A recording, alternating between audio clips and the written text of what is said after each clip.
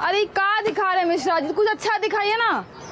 अरे ये सब इम्पोर्टेड क्वालिटी है ये सब।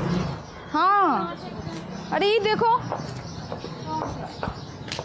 ये वाला अच्छा है, रंग भी पसंद है। दे दीजिए ना इसको। मिश्रा जी बहुत बढ़िया है, इसको हमारे लिए पैक कर दीजिए। तू हमारा पसंद है, नजर गड़ाने का आदत तुम्हारा गया नहीं है। हाँ अच्छा लगता है तुमको ना हमारा जूठा खाना। काकुल यादव जबान संभाल के बात करो, समझी? अच्छा कपड़ा पहनने से कोनो अच्छा नहीं लगता। ये बंदरिया जैसी शकल ली हो ना, ये पहन लोगी तो कुछ अच्छी नहीं लगने लग जाओगी। बंदरिया ये लगोगी बंदरिया। हम बंदरिया हैं, अपना आईना कभी देखी हो? हाँ बकरी जैसे तुम्हारा मुंह है, और चुपचाप यहाँ से खसक जाओ। छोटा पकड़ पकड़ के जो कूटेंगे ना हम यहाँ, समझ जाना भी तुम। तो हम यहाँ देखना है कि अभी तुम्हारे साथ तुम्हारी मेमनिया बहन को भी ना काट डालेंगे, समझी? तो दीदी दीदी एक कपड़वा के लिए इतना बवाल काहे कर रही हैं? चलिए घर चलते हैं, बाद में लेंगे कपड़ा। चलिए चुप रहो तुम। अरे चलो कहाँ, अभी तो खेला शुरू हुआ है। दीदी इन यादव की बहन लोगों को ना छोड़ना मत, कचर कचर के इनका हिसाब लेना। चलो दो थप्पड़ इसको मारे ना तो ये ठीक हो जाए। हमको मनुष्य क्या है? हाँ हमको मनुष्य बोलती है, हमको मनुष्य बोलती है, हमको मनुष्य बोलती है, हमको छोड़ती है। तू समझती तो अपने को क्या समझती? मार के रहेंगे, तुझको तो आज छोड़ेंगे नहीं। तुम क्या समझती? तुमको हम जिंदा छोड़ रहे हैं? अरे काट के रख। हाँ तुझे खत्म करके ही रहेंगे। बहुत तमाशा देख रही है काकुल तुम्हारा, हमारा भी हम देख लिया। अरे तुझको तो हम मार देंगे काकुल। बंदरिया की शकल क्यों लड़ रही हो आप लोग? अरे शांत हो जाओ, ऐसा ही एक दूसरा जोड़ी मंगवा देंगे आप लोग, बस शांत हो जाइए। अरे मिश्रा जी क्या बात कर रहे हैं आप? इस चिल्लर का हम सेम टू सेम सूट पहनेंगे। करेंगा के यादव और सिंह परिवार के बीच ये दुश्मनी, ये नफरत आज की नहीं थी, पीढ़ियों से चली आ रही थी। आज तो चंपा और काकुल बस इसे जिंदा रखे हुए हैं। दोनों ही दबंग और गुस्सैल थी, इसीलिए उनके झगड़े का कोई पहला किस्सा नहीं था। इससे पहले और इसके बाद भी कई झगड़े हुए, और अब ये दुश्मनी और भी गंदगी पर उतरने वाली थी।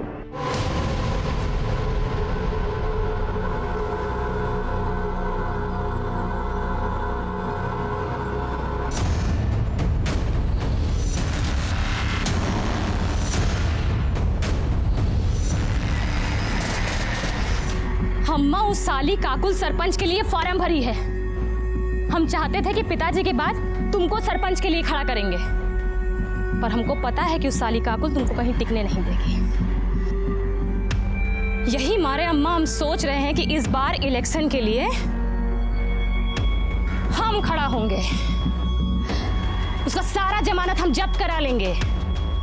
ऐसी हार हरवाएंगे ना तुमको कि मुंह दिखाने के लायक नहीं रह जाओगी काकुल तुम।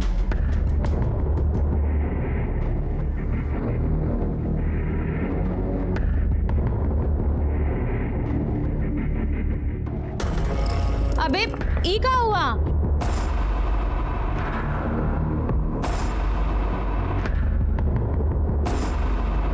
देखो दीदी, हमारा दिमाग पहले से बहुत खराब, ज्यादा बकैती करके ना और ज्यादा चौपट मत करो। अरे बस घर ही में शेर बने रहना, बाहर तो तुमसे मच्छर भी नहीं मारा जाता। क्या हुआ ये सब बताओ, कैसे हुआ है? अरे वो रास्ते में काकोलिया मिल गई थी।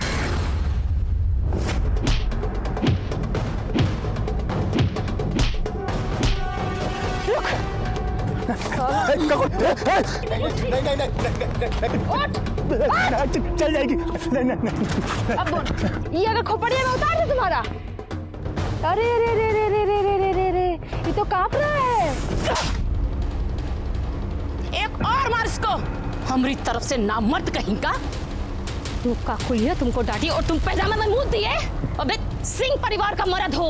अरे हम क्या करते दीदी, उसके हाथ में तमंचा था। उसके हाथ में तमंचा था तो ई लो तमंचा, और जहां कहीं भी उनका गोली दिखे ना, कनपट्टी पे लगा देना गोली। बहुत सही किया बिटिया, बहुत सही किया। हमको नाज है तुम्हारी दबंगई पे। अरे बेटा नहीं हुआ तो क्या हुआ, हमेशा की तरह सरपंच का इलेक्शन यादव परिवार से ही जीतेगा, और वो तुम होगी। अरे बाबूजी आपका आशीर्वाद रहा ना तो इस बार पक्का बनेंगे। हमारा आशीर्वाद तो हमेशा ही रहेगा, पर इलेक्शन में खड़ा होने के लिए कोई नॉमिनेशन फॉर्म भी तो भरना पड़ेगा ना। वही भर के तो वापस आ रहे थे कि देखे रवि इसको छेड़ रहा है। देखिए ना, पॉइंट वे में मुतवा दिए उसको, देखिए। दीदी, हमको अभी भी लगता है कि आपको रवि को इतना बेइज्जत नहीं करना चाहिए था। अरे थोड़ा सा वार्निंग देके छोड़ देती, सब वहीं खत्म हो जाता। अब पता नहीं वो चंपा बदला लेने के लिए क्या क्या करेगी। तुम पगला गई हो का?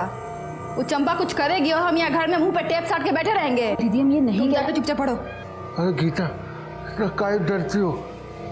हमने बहन को देख, इससे कुछ सीख।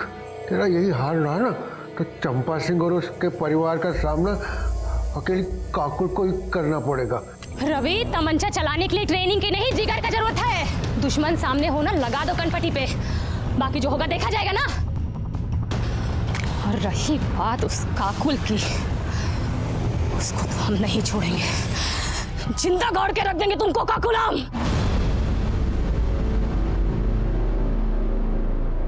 किसे बनाए? आज हम बहुत ही खुश थे बाबूजी, इसलिए बनाए हैं। नहीं तो रोज तो गीता के हाथ का फीका खाना ही खाना पड़ता है आपको। ये लीजिए।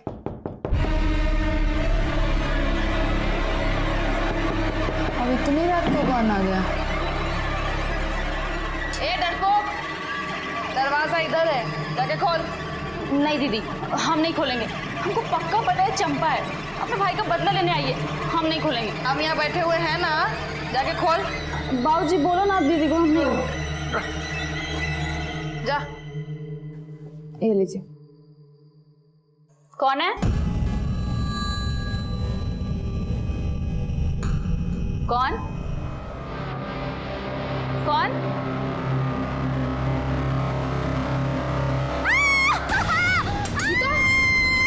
इसमें क्या हुआ? अगर तुमने 10 फॉर्म भरे और उनमें से किसी में कुछ नहीं हुआ है, ठीक है, टेंशन मत लो। गीता पढ़ा करो, उसमें साफ लिखा है कि कर्म करो, फल की चिंता बिल्कुल मत करो। आपसे कोई बात हमारी नहीं बात करना, सुनिए। तो बड़े अरे साहब आप से अंदर बात ऐसे करते नहीं हैं। जा सकते, हमारी बात बात सुनिए। नहीं करते हैं। शांत शांत, क्या हुआ? क्या कंप्लेन है आपकी? हमारी बहन गीता पर एसिड फेंका गया है, उसका पूरा चेहरा ना एकदम जल के लाल हो गया है। हमको पता है चंपा करवाई है, अगर आप कुछ करते हैं ना तो ठीक है, नहीं तो उसको तो हम जान से मार ही देंगे। देखिए देखिए, शांत रहिए और तमीज में भी। ये पुलिस स्टेशन है, तुम्हारा मोहल्ला नहीं है। आप ना हमको जानते नहीं है, इसलिए अपना जो ज्ञान दे रहे हैं ना, देना बंद कीजिए। अरे चुप रहिए। विजय, आप शांत हो जाइए, बैठिए और पानी पीजिए। हमको कोई पानी वानी नहीं पीना है। लीजिए, हम बैठ गए, बोलिए। तो तुमने कहा है कि चंपा ने तुम्हारी बहन पर एसिड अटैक करवाया है। उसकी क्या दुश्मनी है तुम्हारी बहन से या तुमसे? साहब, ये यादव और सिंह परिवार की पीढ़ियों से चलती आ रही दुश्मनी है। शुरू से ही गांव के सरपंच या तो ई काकुआ के परिवार से बनते हैं और या फिर वो चंपा के परिवार से। बस इसी बात को लेकर झगड़ा रहता है। काकी, ये भी तो बताओ ना, सिंह परिवार का एक भी सरपंच आज तक गांव वालों के लिए कुछ नहीं किया, सारा पैसा अपना पॉकेट में रख के निकल लिया। अच्छा, तो सिंहासन का झगड़ा है। देखो, ये झगड़ा ना रामायण और महाभारत काल से चला आ रहा है। सब लोग देखते हैं, सुनते हैं, पढ़ते हैं, पर अमल कोई नहीं करता। तो तुम्हारी दुश्मनी उस चंपा से नहीं, उसके परिवार से है। ये कही बात है इंस्पेक्टर साहब। और इसीलिए उसने तुम्हारी बहन पे एसिड अटैक करवाया। इसीलिए नहीं, उसका जो निकम्मा भाई है ना रवि, हमारी बहन गीता के साथ जबरदस्ती कर रहा था। तो तुम्हारा झगड़ा चंपा से नहीं, उसके भाई से हुआ। झगड़ा पूरा सिंह परिवार से है और आज से नहीं है, कब से है। और चंपा से ना हमारा झगड़ा एक बार नहीं हुआ है, 1000 बार हुआ है।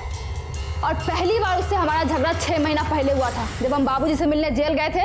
वो भी वहां आई थी किसी से मिलने के लिए। एक्सक्यूज मी, पीछे हटो, यहाँ टप्पा लगाओ, ये लो। ए, बाबूजी का ब्याह हुआ है का? हाँ, चुपचाप से ना पीछे जाने तक देख, कंटाप के पीछे खींच के दो। अबे, तुम तो खालती बोलती रहती हो, हम तुमको देंगे, ये लो, समझी? इसको बोलते हैं कंटाप। तुमको मारी, तुमको तो छोड़ेंगे नहीं, हमको मारी, छोड़ेंगे नहीं। और उस दिन जो लड़ाई शुरू हुआ ना, आज तक खत्म नहीं हुआ है वो।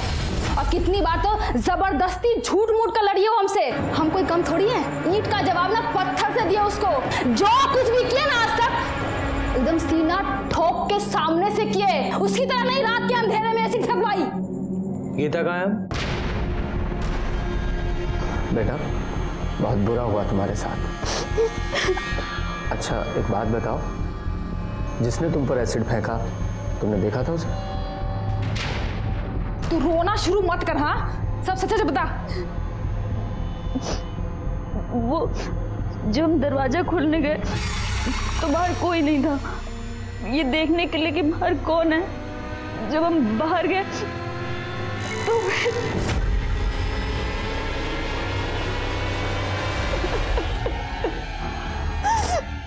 भाग गए सबके सब साले। अगर पकड़े जाते ना तो उनको जिंदा नहीं जलाया होता तो काकुल हमारा नाम नहीं। और छोड़ने वाले तो हम उसको ऐसे भी नहीं है। चुप हो जा तू। इस समय गीता को तुम्हारी ज्यादा जरूरत है और कानून अपने हाथ में ना ले तो ज्यादा बेहतर होगा, वरना आप खुद मुसीबत में आ सकती हैं। और रही बात चंपा की तो उसे हम बात करेंगे, समझी?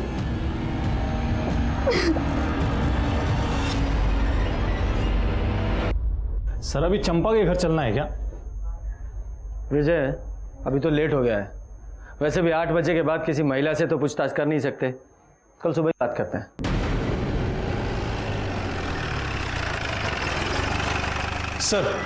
सर गीता की फॉरेंसिक रिपोर्ट।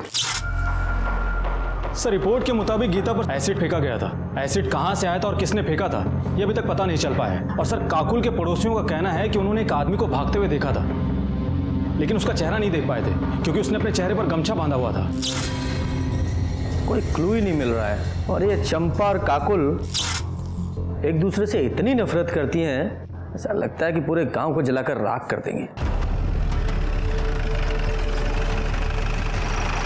हमको तो ये समझ में नहीं आ रहा है कि हम आपसे बात क्या करें भाई। अब सभी कुछ तो साफ साफ दिख रहा है ना कि गांव का चुनाव नजदीक है और गांव के लोगों का सहानुभूति पाने के लिए वो ककुलिया खुद अपनी बहनी पे तेजाब फेंकवाई है और इल्जाम हम पे लगा दी है ताकि गांव के लोगों का वोट उसको मिले, हमको नहीं। सर वो कुछ भी बकैती काटी और आप आगे मुंह उठा के हमसे बात करने के लिए, गजब है। हम सिर्फ अपनी ड्यूटी कर रहे हैं, आपसे कुछ सवाल पूछने हैं। आप हमसे कुछ सवाल नहीं बहुत सवाल पूछिए, लेकिन पहले एक महिला पुलिसकर्मी आप अपने साथ लेकर आइए। काहे कि बिना महिला पुलिसकर्मी के हम आपके कौने सवाल का जवाब नहीं देंगे, जान लीजिए। अब इतना तो कानून हम भी जानते हैं ना, सरपंच का चुनाव लड़ने जा रहे हैं। थाने से महिला कांस्टेबल बुलाओ। जी सर। सर महिला कांस्टेबल आ गई है।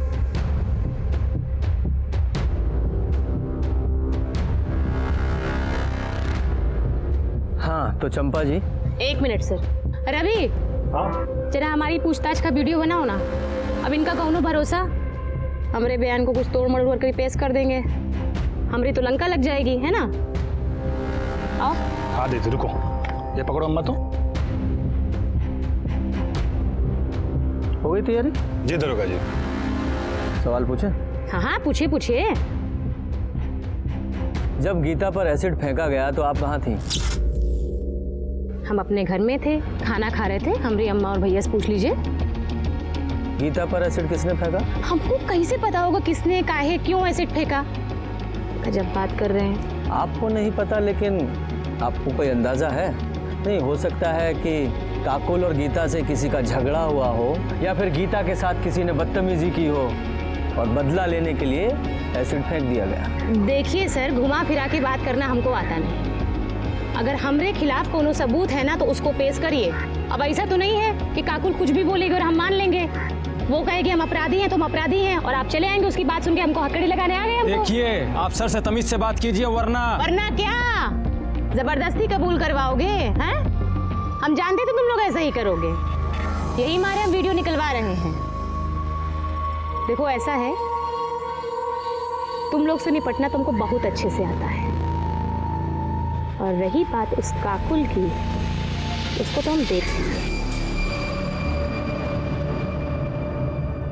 सर हमको तो लगा था ये काकुल बदतमीज है, पर ये चंपा तो उससे 2 कदम आगे ही निकली। सब पावर का नशा है, वो भी उस पावर का जो इन्हें मिली नहीं है। या ऐसा भी हो सकता है कि ये इसने कुछ किया ही ना हो, इसलिए इतनी कॉन्फिडेंट है। खैर जो भी है सच्चाई तो पता लगानी ही पड़ेगी ना। काम करो, अपने सारे खबरियों को अलर्ट करो और इस चंपा के सारे कॉल रिकॉर्ड्स और मोबाइल लोकेशन निकलवाओ। सर कहीं ऐसा तो नहीं कि हमारा फोकस इन दोनों लड़कियों पर है, जबकि इन दोनों की दुश्मनी का फायदा कोई तीसरा ही उठा रहा हो? मतलब सरपंच का कोई तीसरा उम्मीदवार?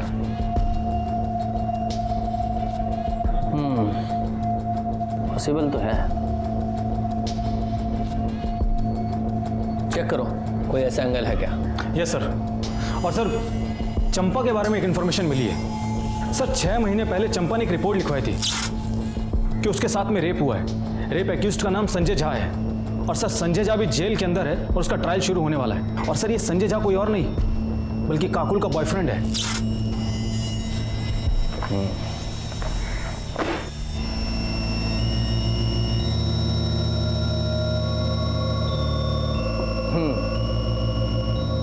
हर बार आपको वीडियो बनाना पड़ता है ना, तो इस बार हम वीडियो बनाएंगे।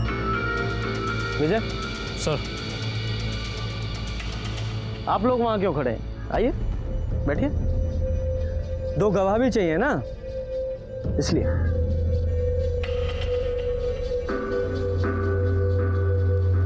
अरे हाँ, आपको कुछ और भी चाहिए होता है ना, लेडी कांस्टेबल।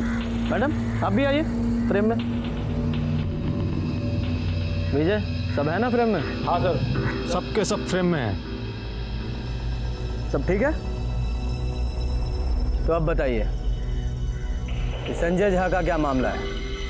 मामला तो ये है सर कि जितनी कमीनी ये काकुल है ना, इससे दर कमीना और लिच्चड़ इंसान इसका यार है। हमको बोला कि हमारे और काकुल के घर की दुश्मनी को ख़त्म करवाना चाहता है। काकुल को समझौते के लिए मना लिया है और हमको समझौते के लिए लेने आया है। अब यहाँ तक तो सारी बातें ठीक थी, उसके बाद वो हमको एक उजाड़ खाने में ले गया। अबे तुम तो हमको बोले कि हमको काकुल बुलाई है, पर यहाँ तो कोनो है नहीं। हम कह रहे हैं संजय, उसको ये लगा कि उसने हमारी ज़िंदगी बर्बाद कर दी।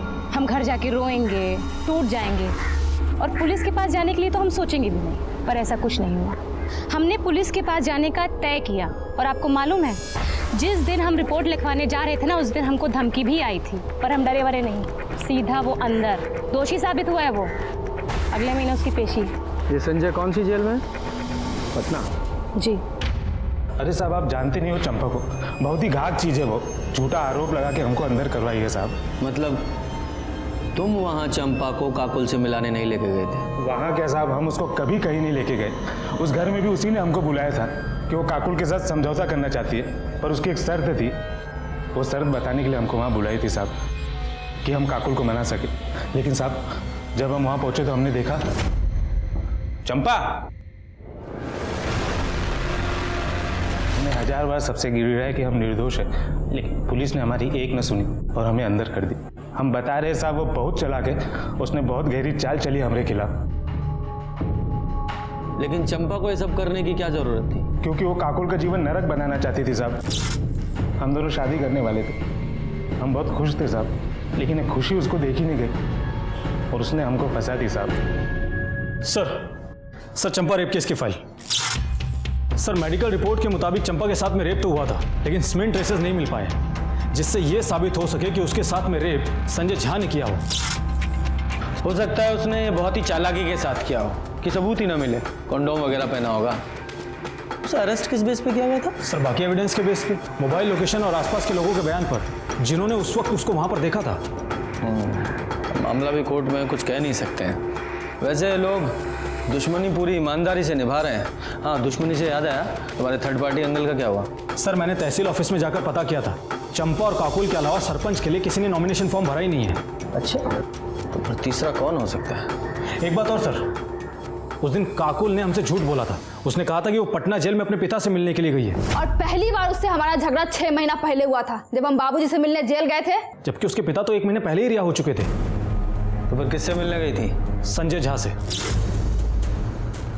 और जब मैंने उससे पूछा कि उसने हमसे झूठ क्यों बोला, तो उल्टा मुझ पर ही भड़क गई कि बोल दिया कोई गुनाह थोड़ी ना किया है। और फिर मुझसे ही पूछने लगी कि आपने अब तक चंपा को अरेस्ट क्यों नहीं किया है। कुछ ज्यादा ही जानकारी और अकड़ है इन लोगों में। आज सबूत नहीं है हमारे पास, वरना अकड़ तो ढीली कर देते इनकी।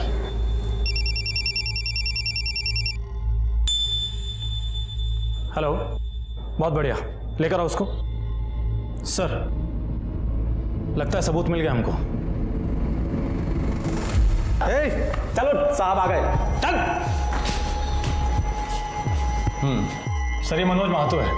हमारे खबरी ने इसको शराब के ठेके पे बोलते हुए सुना था कि एसिड अटैक से बदला लेना बहुत आसान होता है, जिंदगी भर तक याद रखता है। हमारे खबरी ने हमको इन्फॉर्म किया और हमारी टीम इसको वहां से उठाकर ले आई। किससे बदला लेना था? साहब हमने किसी से बदला नहीं लिया और न ही हमको लेना है। तो फिर वो ठेके पर वो एसिड अटैक का क्या राग लाप रहा था तू? साहब वो तो ऐसे ही 3-4 लोग बैठे थे तो उनके बीच में कॉलर टाइट करने के लिए ऐसे बोल दिए थे साहब, हंसी में। कुछ किए नहीं है। गीता पे एसिड अटैक क्यों किया था? कौन गीता साहब? इसका नशा ऐसे नहीं उतरेगा, अपने तरीके से को बुलवाओ। सब याद आ गया साहब, साहब याद आ गया साहब। 10,000 रुपया मिला था हमको। ऑफर किसने दिया था? चंपा सिंह ने साहब। तो ये चंपा ने गीता पे अटैक क्यों करवाया? वो साहब हमको नहीं मालूम है, हम तो सिर्फ पैसा के लिए काम किए हैं। हम तो काकुल पे एसिड फेंकने गए थे, लेकिन गीता बाहर आ गई और रात के अंधेरे में समझ में नहीं आया तो उसी पे फेंक के भाग गए। 7 बजे गए थे ना? नहीं साहब, 9 बजे। तेरे साथ और कौन था? कोई नहीं था साहब, हम अकेले थे। और एसिड किसने दिया था, चंपा ने? नहीं साहब, हम खुद जुगाड़ किए थे। कैसे? साहब हम बिलालपुर के हैं ना, वहीं एक केमिकल फैक्ट्री में काम करते हैं, तो वहीं से थोड़ा सा चुरा लिए थे। अच्छा। कमला, तुम घर का काम संभालो, हम पुलिस स्टेशन होकर आते हैं। अरे रवि बेटा जल्दी आओ, गाड़ी निकालो। हाँ माँ, बस गाड़ी बांध रहे हैं, चलो।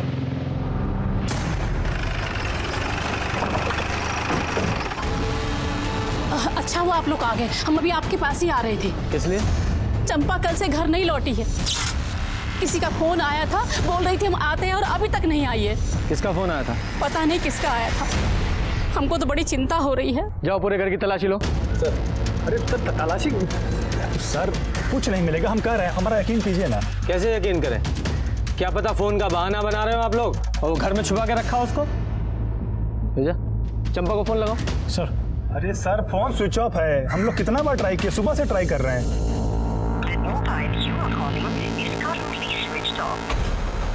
सर फोन तो स्विच ऑफ आ रहा है। हम बोले थे ना सर आपको। सर पूरा घर ढूंढ लिया पर चंपा कहीं नहीं मिली। सर कहा था ना आपसे हमने।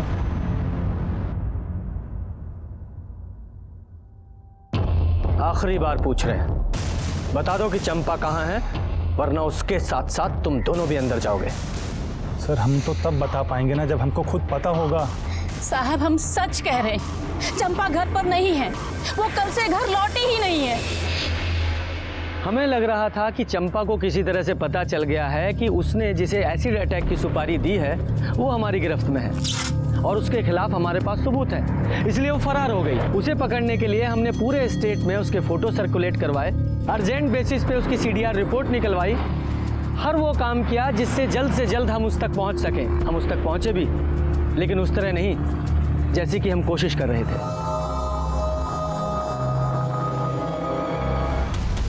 दो परिवारों के बीच की लड़ाई एसिड अटैक से शुरू होकर अब मर्डर तक पहुंच गई थी। चंपा के सीने में गोली मारी गई थी, लेकिन उसकी मौत दम घुटने की वजह से हुई थी। इसका मतलब उसे जिंदा दफनाया गया था। चंपा का मोबाइल और उसका रिवॉल्वर दोनों ही हमें नहीं मिले। सर चंपा के call records. Sir call records के मुताबिक चंपा का फोन शाम को 7 बजे स्विच ऑफ हो गया था। सर स्विच ऑफ होने के आधे घंटे पहले चंपा को एक नंबर से फोन आया था जिसके बारे में जमुना हमको बता रही थी। किसी का फोन आया था, बोल रही थी हम आते हैं और अभी तक नहीं आई है। और सर वो नंबर किसी और का नहीं बल्कि काकुल का है। सर चंपा को आखिरी बार फोन काकुल के फोन से आया था। लेकिन ये काकुल चंपा को फोन क्यों करेगी? कहीं ऐसा तो नहीं इस काकुल का ही चंपा के मर्डर में कोई हाथ हो? उसने अपनी सबसे बड़ी दुश्मन को फोन किया, वो भी उसके मर्डर से आधे घंटे पहले। अरे काहे टेस्ट हुए बाहर रही हो? हम नहीं मारे उसको, अपनी बहन पे भरोसा नहीं तुमको? देखिए पगला गई एकदम पगला। इसको लगता है कि चंपा को हम मारे हैं। वैसे ही नहीं, हमें भी ऐसा ही लगता है।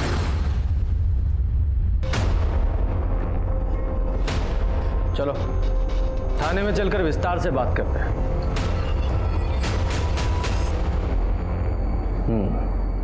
चंपा के मर्डर से आधा घंटा पहले तुमने उसे कॉल किया था, उसके बाद वो अपने घर से निकली थी, उसके बाद वापस नहीं लौटी। ऐसा क्यों? वापस आने का हमको नहीं मालूम। कॉल हम किए थे कि दुश्मनी खत्म करते हैं, वो भी मान गई थी। बोले मिलकर बात करते हैं, इसलिए पानी टंकी के पास बुलाए थे। फिर मुलाकात हुई? बात अकेले आने का हुआ था। हम पहुंच गए थे, 8 बजे तक इंतजार किए, आई नहीं। फोन भी किए, फोन ऑफ था। सोचे महारानी का मूड बदल गया होगा, तो हम भी वापस अस्पताल चले गए गीता के पास। अपने घर वापस आ गए हम। सुबह पता चला कि कोई उसको मार के ना गाड़ दिया है। इतना दुख हो रहा है ना हमको, एकदम बदला लेने का जो मन था ना एकदम पूरा नहीं हो पाया हमारा। ऊपर से हमारी बहन दिमाग खा गई है हमारा कि हमने चंपा को मारा है। मानने को तैयार ही नहीं है वो। विजय, जरा पता लगाओ कि ये सच बोल रही है या झूठ। क्यों झूठ बोलेंगे हम? क्यों बोलेंगे झूठ? सच बोल रहे हैं हम, सच। अगर काकुल सच बोल रही है कि उसने चंपा को नहीं मारा, तो फिर ऐसा कौन है जिसके पास चंपा को मारने का मोटिव हो? सर काकुल के कॉल रिकॉर्ड्स के हिसाब से तो वो सच ही बोल रही है, क्योंकि उसके मोबाइल लोकेशन में साफ दिख रहा है कि वो शाम को 7 बजे हॉस्पिटल से पानी की टंकी के लिए निकली ज़रूर थी और 7:15 से 8 बजे तक वो वहीं पर ही थी। उसके बाद में हॉस्पिटल आ गई थी। और सर वो क्राइम स्पॉट के पास में भी नहीं गई जहां पर हमको चंपा की लाश मिली थी। और तभी हमें एक बड़ी लीड मिली। छपरा से 50 किलोमीटर दूर किसी केमिस्ट ने एक आदमी को बड़ी मात्रा में एसिड बेचा था, वो भी गीता के एसिड अटैक से 1 दिन पहले। इतनी खबर मिलते ही हमने उस आदमी को उठा लिया।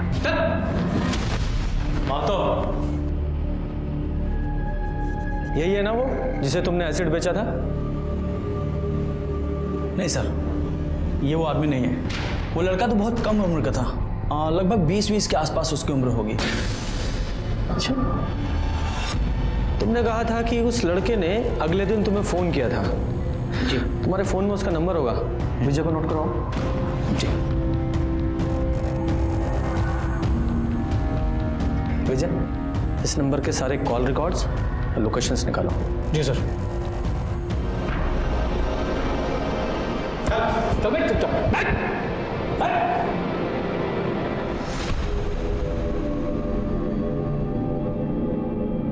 सर केमिस्ट ने एसिड खरीदने वाले जिस लड़के का नंबर दिया था, उसका फोन तो स्विच ऑफ आ रहा है। सर, केमिस्ट ने जो नंबर दिया था उसका कॉल डिटेल्स और मोबाइल लोकेशन आने में तो अभी टाइम लगेगा, लेकिन ये पता चल गया है कि वो नंबर ललन यादव नाम के कुख्यात अपराधी का है। और सर उसका एड्रेस भी पता चल गया है सर। विजय, जब तक CDR रिपोर्ट नहीं आती ना, तब तक इस ललन यादव के घर पे जाके चेक करो, मिलता है कि नहीं।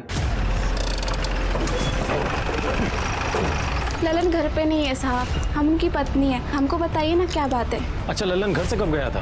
10-12 दिन हो गए साहब, एक फ़ोन भी नहीं आया। हम तो खुद ही परेशान हैं। सर ललन अपने घर पर नहीं मिला है, लेकिन हमने अपना एक कांस्टेबल 24 घंटे सिविल में नजर रखने के लिए तैनात कर दिया है। शायद अपने बीवी बच्चे से मिलने के लिए आए और फिर हमारे हाथ लग जाए। ये ललन अपने घर जब आएगा तब आएगा, लेकिन उसके कॉल डिटेल्स आ गए। ये देखो, इस ललन यादव का फोन गीता के एसिड अटैक से अगले दिन से ही, यानी कि 17 तारीख से ही बंद था। उसने चंपा से कभी भी बात नहीं की थी। एसिड अटैक के 2 दिन पहले से जिस नंबर से ललन की सबसे ज्यादा बात हुई है वो है गीता यादव का। क्या सर, गीता अपने ऊपर एसिड अटैक क्यों करवाएगी? तो मनोज अब तक हमसे झूठ बोल रहा था कि चंपा ने उसे एसिड अटैक की सुपारी दी थी। अब कॉल रिकॉर्ड से तो ऐसा ही लग रहा है। अब मुझे समझ में आ रहा है कि जब हम केमिस्ट को मनोज से मिलवाने लेकर गए थे तो मनोज की हालत क्यों खराब हो गई थी। सच बोल, सच। सर, हमको बिल्कुल समझ में नहीं आ रहा है कि आप क्या पूछ रहे हैं साहब। अच्छा, समझ में नहीं आ रहा है, ठीक है, तो हम तेरी मदद करते हैं। दोबारा पूछते हैं, गीता पर एसिड अटैक तूने किया था? हाँ साहब। कितने बजे? 9:15 बजे। नहीं, 9 बजे या 9:15 बजे? 9:15 बजे साहब। सर ये झूठ बोल रहा है, इसने अपनी स्टेटमेंट में 9 बजे का टाइम लिखवाया। ठीक है, इतना चला लेते हैं, 15 मिनट चलता है ना? तो वो एसिड तू कहाँ से लेकर आया था? बताया तो था आपको कि जिस कंपनी में काम करता था वहीं से लेकर आया था साहब। फैक्ट्री का नाम बोल। प्रीमियर केमिकल साहब। प्रीमियर केमिकल, राजीव पासवान की फैक्ट्री है ना वो? मेरे को कैसे मालूम साहब? मजदूर आदमी हूँ साहब, मालिक हम लोगों से मिलता थोड़ी है साहब। फैक्ट्री मालिक से मैंने बात की और उसने हमसे कहा है कि उसकी फैक्ट्री में एसिड का कोई काम नहीं है। नीचे रख, अब सच बोल वरना।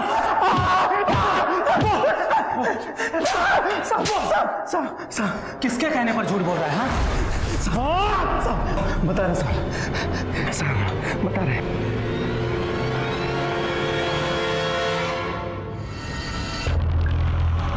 अब कैसी तबीयत है बेटा? पहले से ठीक है, अब दर्द भी कम है।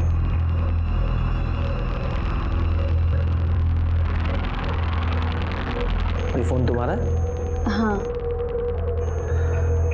ये फोन सिर्फ तुम इस्तेमाल करती हो या कोई और भी इस्तेमाल करता है? काकू जी का जब फ़ोन ख़राब हो जाता है तब वो हमारा फ़ोन इस्तेमाल करती हैं हमेशा। तुम्हारे ऊपर जब एसिड अटैक हुआ था उससे 1-2 दिन पहले उनका फ़ोन ख़राब हुआ था, मतलब उन्होंने तुम्हारा फ़ोन इस्तेमाल किया था?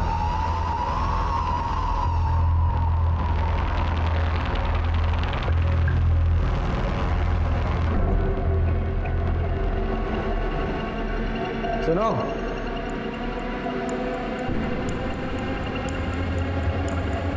तुम्हें बहुत जल्दी थी ना ये जानने की कि गीता पर एसिड अटैक किसने करवाया? पूछोगी नहीं कौन था वो? किसने कराया पर हमला? चंपा ने ना? नहीं, चंपा ने नहीं, तुम्हारी सगी बहन काकुल ने। उसने तुम पर एसिड अटैक करवाया, मनोज महतो नाम के आदमी को सुपारी देकर। हम ही जानबूझकर पकड़वाए थे मनोज को, फंसाना चाहते थे चंपा को हम। कुछ महीना जेल में काटने के लिए ना मनोज को अच्छा खासा रकम दे रहे थे हम। हमको लगा था कि मनोज बोलेगा और आप जाके पकड़ लीजिएगा चंपा को, लेकिन साली पहले ही मर गई। सारे किए कराए पर पानी फेर के रख दिया बस। ये मनोज और लल्लन दो लोग क्यों? मनोज अपराधी प्रवृत्ति का नहीं था, हमको पता था कि वो नहीं करेगा, और लल्लन जेल जाने को तैयार नहीं था। तो हम मनोज को मनाए चंपा को फंसाने के लिए और लल्लन को गीता पर एसिड फेंकने के लिए। वो जो प्रिंसिपल वाला लेटर था ना, वो भी हम ही लेके आए थे और गीता के फोन से लगातार बात कर रहे थे उससे। उस दिन भी हमने ही कॉल किया था एसिड फेंकने के लिए। अपनी सगी बहन को तुमने एसिड फेंकवाया, उसका ये हाल किया सिर्फ चंपा से बदला लेने के लिए? असल कारण ना चंपा को जेल भेजना नहीं था, संजय को बाहर निकालना था। हम सोचे थे कि चंपा को गीता के एसिड वाले केस में फंसाएंगे और फिर उसके साथ एक सौदा करेंगे। तुमको करना क्या है कि जो कोर्ट में जज साहब के सामने ये बोलना है कि तुम हमसे बदला लेने के लिए संजय को बलात्कार वाला केस में फंसाई हो, ठीक है? और उसके बदला में फिर हम सोचेंगे कि गीता वाला जो केस है ना हम वापस ले ले। तो क्या कहती हो? ठीक है, हम मिलके बात करते हैं। हाँ, अभी मिलते हैं। वो पुराना पानी का जो टंकी है वहाँ पे। ठीक है। संजय झा ने वाकई चंपा का रेप किया था? हमारे कहने पे किया था वो, हम ही करवाए थे। मानसिक रूप से ना उसको एकदम तोड़ना चाहते थे हम, उसकी भावनाओं को ठेस पहुंचाना चाहते थे ताकि दोबारा हमारे सामने खड़े होने की ना उसकी हिम्मत नहीं हो। लेकिन हुआ क्या? हमने सोचा था कि पुलिस के पास नहीं जाएगी, लेकिन वो गई और संजय को जेल हो गया। हमको तो छुड़वाना था ना, हमारी वजह से गया था वो जेल। उसको तो बाहर निकाल नहीं पाई, अब खुद अंदर जा रही। संजय और अपनी सगी बहन की जिंदगी बर्बाद करके अब जेल में बैठ के लड़ना चुनाव। लेके जाओ इसे। एक मिनट सर। हेलो, ठीक है सर, लल्लन को अरेस्ट कर लिया है और उसने इस बात को कबूल कर लिया है कि काकुल ने ही गीता पर एसिड अटैक की सुपारी दी थी। Very good. एसिड अटैक का केस तो सॉल्व हो गया, लेकिन मर्डर केस सॉल्व होना अभी बाकी था। तभी हमें एक बड़ी लीड मिली। जिस कट्टे से चंपा को गोली मारी गई थी उसके सप्लायर को हमने ढूंढ लिया था, जिसने हिस्ट्री शीटर भोला पांडे का नाम हमें बताया था।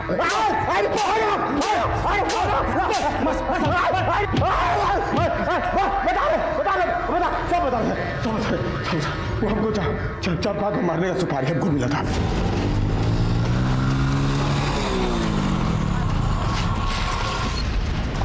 क्या कर रहे हैं? चंपा की गन और उसका फोन कहाँ है? हाँ, उसका गन तो हम सर बेच दिए, वो फोन हम नदी में फेंक दिए सर। सुपारी किसने दी थी? सुपारी हमको कृष्णचंद झा। कौन किशनचंद झा? सर किशनचंद झा तो संजय झा का बाप है, वही है ना?